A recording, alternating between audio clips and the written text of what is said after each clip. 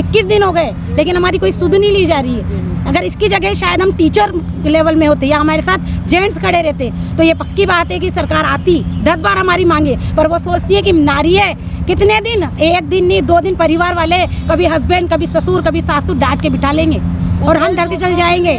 लेकिन इस बार हम है ना डट के बैठे, आज 21 हुए हैं, कल 30 भी होगा और अभी तो हमें ना, जब तक सरकार हमारी नहीं सुन लेती है हम तब तक यहीं बैठे रहेंगे, बिल्कुल भी यहाँ से नहीं हिलेंगे। सरकार को हमारी सुननी ही पड़ेगी। हमारी मांगे क्यों नहीं मान रहे? क्यों? क्योंकि हम महिलाएं हैं, हमने कभी आवाज नहीं उठाई है। हमारे मौसमी बीमारियों से लेके संस्थागत टीकाकरण वगैरह, संस्थागत प्रसव, मतलब जो भी स्वास्थ्य संबंधी सेवाएं वो सब प्रभावित हो रही है।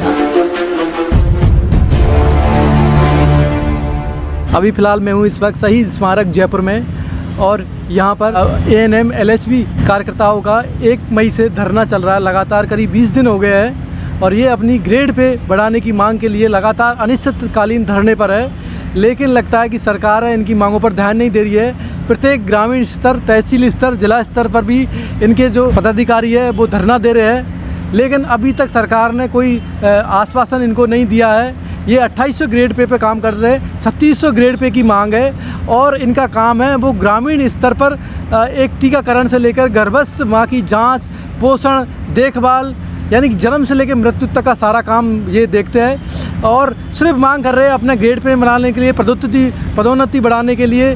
लेकिन अभी तक सरकार ने इनको कोई ठोस आश्वासन नहीं दिया और उसी सिलसिले में ये शहीद स्मारक जयपुर पर अनिश्चितकालीन धरने पर बैठे हुए 1 मई से धरना था और अभी तक कोई इनका डेलीगेशन, सरकार का प्रतिनिधि है वो मिलने के लिए नहीं आ रहा है। एक तरफ सरकारें बात करती है महिला सशक्तिकरण की, लेकिन दूसरी तरफ वही महिला है वो अपने हक के लिए, अधिकारों के लिए धरने पर बैठने को मजबूर होती है और दुखी और पीड़ित रहती है। ये हमारा लगातार 1 मई से और आज 21 तारीख हो गई और 21वां दिन हो गया है हमारा। इससे पहले भी आपका बीच में आपने सरकार को चेताता रहे जब भी यहाँ पर आंदोलन किया है शहीद स्मारक पर, लेकिन अब तक कोई बात नहीं बन रही है। अब तक कोई बात नहीं बनी है। इससे पहले हम 3 बार धरना, सांकेतिक धरना दे चुके हैं। 3 मार्च 2022 को दिया, उसके बाद में हमने 12 मई 2022 को दिया और इसके बाद में अभी भी हमने 12 मई को भी हमारी बहुत सारे ज़िलों की भीड़ है यहाँ पर इकट्ठी हुई थी। लेकिन फिर भी सरकार हमारी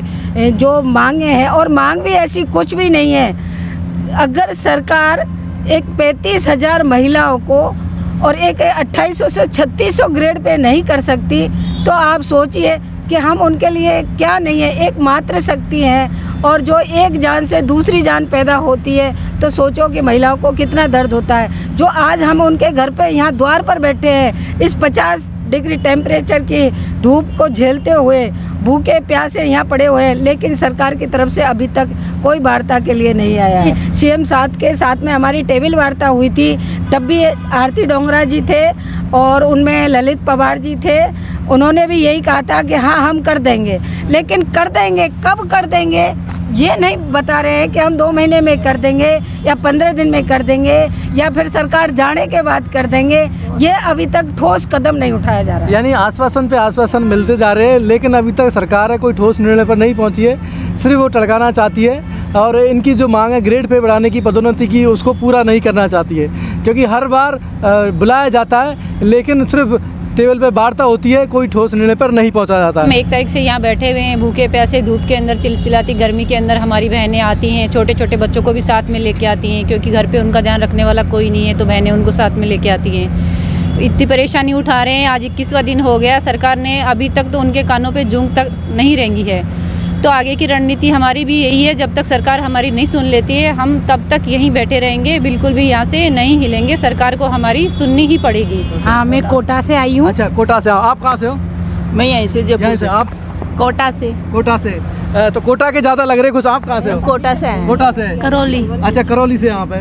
तो अलग अलग जिलों से, कोटा, करौली, गंगापुर, सभी क्षेत्रों से आज आए हुए हैं और ब्लॉक स्तर पर भी इनका धरना है वो लगातार जारी है। अगर आपके टोटल पदों की बात की जाए तो राजस्थान में करीब 30 से 35 हज़ार 35,000 है। 35,000 है। तो 35,000 होने के बाद भी है, अगर हम 35,000 की बात करें तो उसके साथ 35,000 परिवार भी है, और एक परिवार में कम से कम 4 सदस्य होते हैं। 5 सदस्य ही नहीं, वोट मिलेंगे। वोट मिलेंगे। तो करीब 1 से 1.5 लाख लोगों को सरकार नाखुश कर रही है। नाखुश कर रही है। 1 से 1.5 लाख नहीं, हम जहाँ जिस जगह पे हम नौकरी कर रहे हैं ना, जिस ग्रामीण क्षेत्र से हम जुड़े हुए हैं, वहाँ के हर घर के अंदर हम सेवाएं देते हैं, तो वहाँ के लोग हमारे से इतना प्रभावित रहते हैं कि हम जो भी कहते हैं वो लोग हमारी बातें सुनते हैं।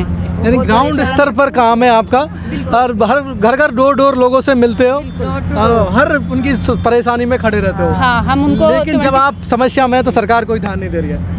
बिल्कुल नहीं दे रही है सरकार हमारी बात पे ध्यान। आप धरने पे आए हो तो आप अपने सेंटर पर नहीं जा पा रहे हो? बिल्कुल नहीं जा रहे। तो कामकाज पूरी तरह ठप है। बिल्कुल। हमारे मौसमी बीमारियों से लेके संस्थागत टीकाकरण वगैरह, संस्थागत प्रसव, मतलब जो भी स्वास्थ्य संबंधी सेवाएं वो सब प्रभावित हो रही है। यानी पूरा कामकाज है वो ठप है पूरे राजस्थान में। जो ग्रामीण स्तर पर अभी है, गर्मी का मौसम और मौसमी बीमारी को सबसे ज़्यादा प्रकोप होता है, हैजा, मलेरिया। लेकिन आज है वो काम पूरी तरह बाधित है। जहाँ घर घर जाके हमारी एएनएम कार्यकर्ता है वो जाके लोगों को संभालती है, उनके ट्रीटमेंट का ध्यान रखती है, वो पूरी तरह बंद है। दीदियाँ हैं जिनको 32 साल हो गए हैं, 35 साल हो गए, वो एएनएम की नौकरी से लगी है। उन्होंने फॉर्म भरा एएनएम से, और आज उनकी है ना रिटायरमेंट होने वाला है 2-3 साल के अंदर, और वो अभी तक ही एएनएम पर ही है। तो ये कहाँ का है, कहाँ का सही है? जिस पद पे आप भर्ती हुए वही पद पे आप रिटायरमेंट हो गए। तो हमको 9, 18, 27 का जब लाभ दिया जाता है तो हमें 9 साल की या 18 साल पे हमें प्रमोशन दो ना, कम से कम प्रमोशन तो देना चाहिए। क्योंकि हमारी, अब मानते हैं कि पहले के टाइम में बहुत कम होती थी हमारी कि भाई, लेकिन अब 12th लेवल पे ले रहे हैं। और जब 3rd ग्रेड का जो टीचर है वो भी होता है 12th लेवल पे, हम भी 12th लेवल पे, वो भी 2 साल का डिप्लोमा करता है BSTC, हम भी एएनएम की ट्रेनिंग करते हैं। लेकिन उसके पे ग्रेड कितनी होती है? 3600, और हमारी कितनी है? 2800। तो हमारी मांगे क्यों नहीं मान रहे? क्यों? क्योंकि हम महिलाएं हैं, हमने कभी आवाज नहीं उठाई है। यही कमी है ना हमें। और हम पंचायत लेवल, रूट लेवल पे काम करते हैं, जमीनी स्तर पे। सरकार को जो भी कोई भी योजना जब सरकार चलाती है तो कहाँ कौन पहुँचाता है उससे? पूरा हम लोग ही पहुँचाते हैं उनको। लेकिन अभी आपका काम भी काफी बढ़ा दिया, ऑनलाइन का बहुत ज्यादा काम हो गया है। मतलब हमें पहले तो हम एएनएम थे, हमें प्रस्ताविका कहा जाता था, धात्री कहा जाता था, हमारा कोई नाम नहीं है एएनएम, कोई कहता है प्रस्ताविका। जब आप एक ग्राम सेवक को ग्राम विकास अधिकारी कह सकते हो, तो जब हम एएनएम की मांग ही तो कर रहे हैं, हम केवल कि हमारे को भाई हमारा नाम बदल दो, हम पब्लिक हेल्थ नर्स ऑफिसर मांग रहे हैं, तो हमारी कोई गलत बात नहीं है। हमारी मतलब जो एएनएम है वो रिटायर्ड हो गई, उन्होंने कभी इस प्रकार की कोई मांग नहीं करी। लेकिन अब हम पढ़ी लिखी हो रही हैं, हम भी चाहते हैं कि हमारे से जो लेवल कम वाला व्यक्ति है वो अधिकारी कहलाने का अधिकार रख रहा है। यानी पूर्णतः एग्जाम, पूरी तरह तैयारी, एग्जाम देके और योग्यता रखकर आप भर्ती हुए हो, और फिर जब हम पदनाम की बात याद आती है, रिस्पेक्ट की बात आती है तो हमें नहीं दिया जाता है। तो क्यों? क्योंकि हम नारी हैं, हमारा शोषण हर जगह होता है। ऐसे तो कहते हैं नारी सशक्तिकरण, नारी पढ़ाओ, बेटी बचाओ। लेकिन जब हम किसी भी नौकरी में जाते हैं, छोटी से छोटी और बड़ी से बड़ी, तो वहाँ पर पुरुष प्रधान होता है, और पुरुष प्रधान हमेशा पुरुष का ही फेवर लेते हैं। आज हमें 21 दिन हो गए, लेकिन हमारी कोई सुध नहीं ली जा रही है। अगर इसकी जगह शायद हम टीचर लेवल में होते या हमारे साथ जेंट्स खड़े रहते, तो ये पक्की बात है कि सरकार आती 10 बार हमारी मांगे, पर वो सोचती है कि नारी है, कितने दिन, 1 दिन नहीं 2 दिन परिवार वाले, कभी हस्बैंड, कभी ससुर, कभी सासू डांट के बिठा लेंगे और हम डर के चल जाएंगे।